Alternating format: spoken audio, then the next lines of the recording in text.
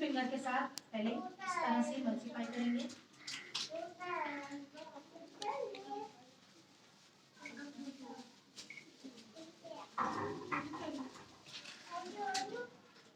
समझ आया?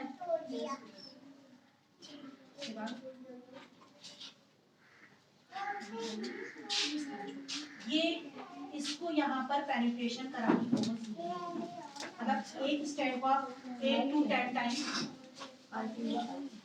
अभी ऑल ओवर हेड पे इसी तरह से एप्लीकेशन होगी और उसके बाद उसको 30 मिनट्स के लिए हम छोड़ देंगे।